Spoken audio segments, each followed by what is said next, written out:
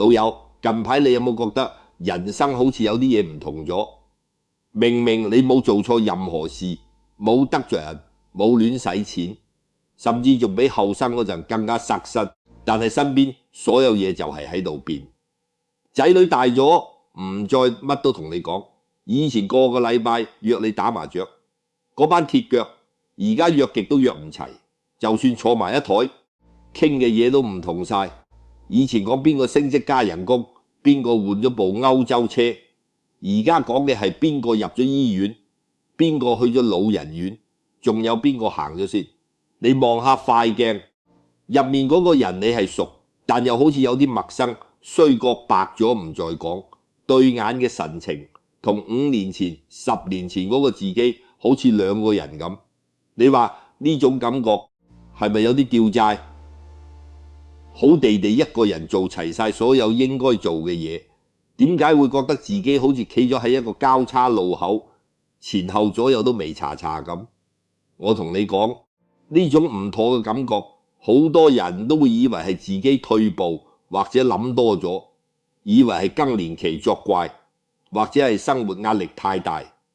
但查實呢個正正係一條分界線，標誌住你嘅人生準備緊進入一個全新嘅階段。唔係你變差，係你準備緊升級。就好似你以前用開嗰部舊 iPhone 電又倒水，畫面又窒，開個 app 都要等3秒。你以為佢壞咗，但其實佢冇壞，只係最新嗰套作業系統，佢個硬件根本行唔到。你而家嘅狀態就係咁，舊嗰套生活模式，舊嗰種諗嘢方法已經再承載唔到你而家嘅生命狀態。佢哋喺度死機，喺度撞 app， 逼你要換機，要升級，要將成個系統砍掉重練。呢種變化係內外夾擊，外面個世界轉到7個一皮，你入面個心態，你嘅價值觀都喺度無聲無息咁重組，想話唔變難過登天。你試下諗下，以前我哋呢個社會係有一套好清晰、好簡單嘅成功嘅方程式。後生嗰陣只要肯捱肯搏，打多幾份工，慳慳埋埋，層樓總有一日供完，對人客客氣氣，做嘢勤勤力力，老細就自然會賞識你。年尾雙糧，花紅走唔甩。嗰陣時嘅世界係直線嘅，你行一步就有一步嘅腳印，你流一滴汗就有一滴汗嘅回報。但係而家呢個世界，你仲見唔見到呢條直線？以前嗰套努力就有回報嘅法則，唔係話錯，而係個遊戲玩法變咗。經濟週期嘅波幅大到嚇死人，你手揸住嗰層絲頭，以為係最穩陣嘅退休保證，點知可能由資產變負擔。你以為做到退休嗰份安穩工作，隨時因為行業變天，人工智能殺到，話咁快就變成歷史陳跡。你冇變過，你依然係咁勤力，甚至比後生嗰陣更搏。但係條賽道改咗，終點搬咗，你仲用緊舊方法跑，梗係覺得點跑都唔對路，跑到氣咳都好似喺原地踏步。唔係個世界突然變得好奇怪，而係世界嘅運行規則本身就有佢嘅週期，去到某個點佢就要轉彎，就要換季。我哋嘅人生跟住呢個浪潮，唔轉彎就只會俾個浪冚親。所以你有嗰種卡住咗嘅感覺，覺得自己好似喺個樽頸度唞唔到氣，絕對正常過正常，直頭係標準配置添啊！你有冇覺得突然間個人好似卡住咗，前又唔係，後又唔係，唔知下一步點行？好似企咗喺條行人天橋中間，望住下面車水馬龍，但自己就唔知應該向左走定向右走。如果有嘅話，可唔可以喺留言度打個卡字，等我知唔係得我一個咁樣，等我哋呢班卡住嘅老友記可以圍爐互相認下親。呢種卡住查實係一個好重要嘅信號，一個內置嘅警報系統，話你知你啲舊程式已經過時，要全部砍掉重練。你開始對以前好緊張嘅事慢慢變得化。譬如以前好介意人哋點睇你，親戚聚會講句説話，你都會諗幾日，驚自己講錯嘢得失人。但而家你只會覺得是但啦，佢中意點講就點講，我控制到人把口咩？仔女考第幾？邊個舊同學又換咗新車？邊個親戚個仔娶咗個有錢老婆？呢啲以前會令你成晚瞓唔着，個心拿住嘅事，而家聽完個心冇乜舊意，甚至覺得有啲無謂，有啲關我咩事嘅疏離感。呢種唔係冷漠，唔係你冇咗人性，而係你嘅內在資源開始重新分配，你嘅心力開始識得慳住使，唔再浪費喺無謂嘅比較同社交消耗上面。你對身邊嘅人開始有種無形嘅祿損，以前嗰啲純粹飲飲食食交換是非，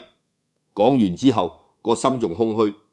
過未講之前嘅飯局，你開始覺得浪費時間、浪費青春，寧願自己喺屋企煮個靚公仔麵，加隻靚蛋，加條菜，靜靜地睇套舊戲或者聽首老歌，個心仲舒服，仲踏實。呢種減壓，呢種離群，其實係你嘅靈魂喺度話你知，你剩低嘅時間好寶貴，要留俾值得嘅人同值得嘅事，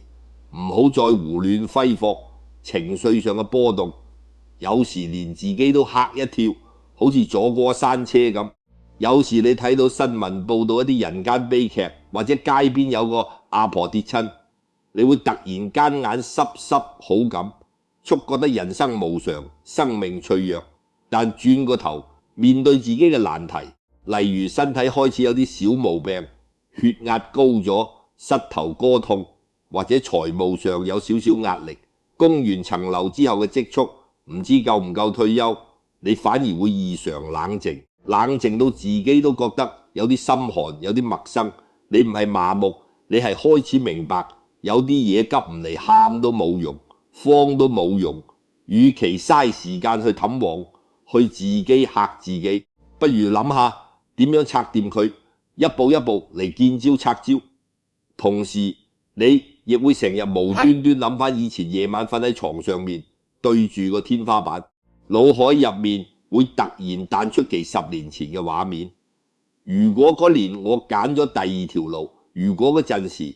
我同嗰個人講咗句真心話，如果我冇放棄嗰個機會，而家會點呢？呢種回憶嘅湧現唔係叫你後悔，唔係要你責備自己，而係你嘅潛意識喺度幫你做一個人生總清算，將以前嘅經驗拎出嚟重新打磨，重新審視，等你知道嗰啲所謂嘅失去同遺憾，其實都係塑造今日你呢個人嘅原材料，冇佢哋你就唔係今日嘅。你呢種講唔出有咩唔妥，但就係覺得自己變緊嘅感覺，你係咪都喺度經歷緊？好似潮濕天氣咁，你摸到牆身濕濕地，但又唔見有水珠，就係嗰種立立地嘅感覺。如果係留言打個變字，等我哋一齊認嚇親，等大家知道原來唔止我一個喺度變，成街都係同路人好啦。當你明白咗呢個卡住同變緊嘅狀態係升級嘅前奏，而唔係壞掉嘅徵兆，你慢慢就會發現你嘅人生好似被重新開機咁，進入一個更高嘅權限，一個你以前從未體驗過嘅境界。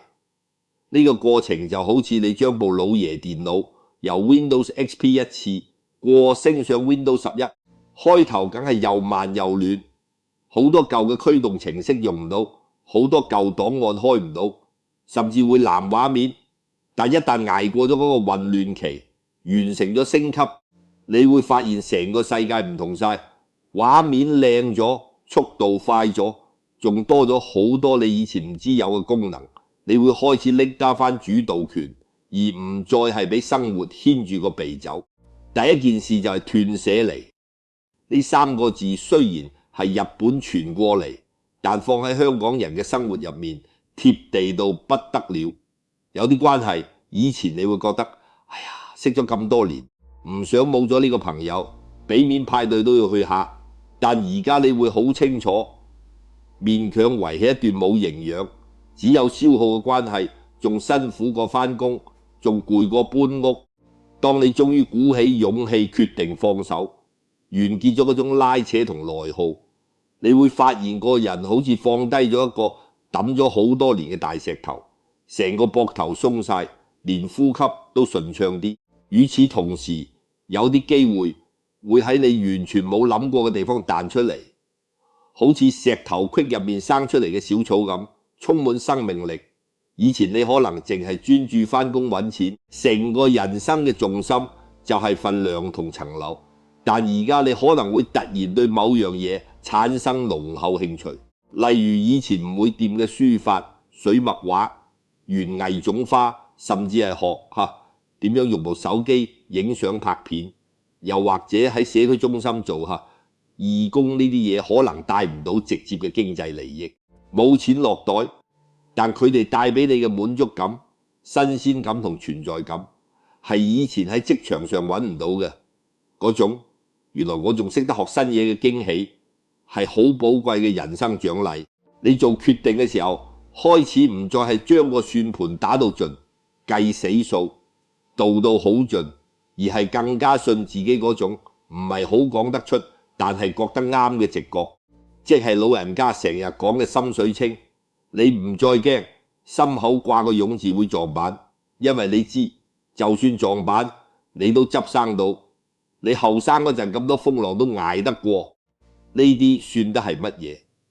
最重要嘅係你開始極之清楚自己唔想要乜嘢，識得拒絕人，識得畫一條底線。以前人哋叫你幫手，你唔好意思拒絕，怕得失人，怕冇面，焗住頂硬上，搞到自己一肚氣。而家你會禮貌但堅定咁講，唔好意思，呢樣我幫唔到你，我諗你揾第二個會適合啲。你終於明白，拒絕人唔係一種罪過，而係對自己時間同精力嘅基本尊重，係愛自己嘅表現。呢個唔係你變咗另一個人，而係你終於將塊鏡抹乾淨，睇清楚自己個樣，對自己嘅人生選擇，由以前嘅無查查似睇緊錄影帶，變到而家嘅高清畫面，甚至係食 K， 清晰到連毛孔都睇到。到咗呢個人生階段，係咪開始覺得好多嘢唔使再咁勉強，做人處事唔使再咁用力，有時講句是但啦，反而仲開心仲自在。如果認同留言一個不勉強，等我睇下有幾多同路人，等我哋一齊慶祝呢種得嚟不易嘅是但哲學。所以老友，如果你而家正處於一個覺得好混亂、好迷茫、好似烏雲蓋頂咁嘅時期，請你記住，呢個絕對唔係失敗嘅徵兆，而係你開你嘅前奏，係你人生上半場同下半場之間嗰條隧道雖然黑，但行過咗就會見到光。你以前覺得好重要嘅嘢，而家慢慢變輕；你以前覺得過唔到嘅難關，而家望返轉頭都係小事一件，不值一提。呢種轉變唔係因為你老咗冇火咗，而係因為你嘅視野浮咗。你開始睇到人生唔只得一條跑道，仲有好多條小路可以通去唔同嘅風景、唔同嘅可能性。變化本身從來都唔係問題，困住自己喺舊有嘅思維入面先係最大嘅問題。你唔係壞咗，你係喺度轉緊型，你嘅硬件同軟件都喺度同步升級，準備迎接一個更啱你、更自在、更輕省嘅人生版本。嗰種感覺就係終於可以唞返啖氣，唔使再跑，唔使再追，可以慢慢行欣賞沿途嘅風景，甚至得閒可以停低落嚟飲啖茶、食個包，同街坊打聲招呼。如果你都覺得呢種講法啱聽，對呢種人生變化嘅解釋有共鳴，覺得呢種人生覺醒嘅講法講中咗你嘅心事，咁我哋下一篇文章會再深入傾下，同你探討過渡之後點樣先叫真正嘅攬世界。我哋唔係講物質上嗰種靚，唔係講住半山揸跑車嗰種，而係心靈上點樣可以真正做到天跌落嚟當被冚嘅自在，點樣喺呢個紛亂嘅世界入面守住自己嘅一片寧靜。記得訂閱我哋，撳埋個鐘仔，咁就唔會錯過呢啖經過人生歷練、越答越有味嘅人生智慧。今日講到呢度，多謝你耐住性子聽我講咗咁耐，我哋下次再傾過，到時見。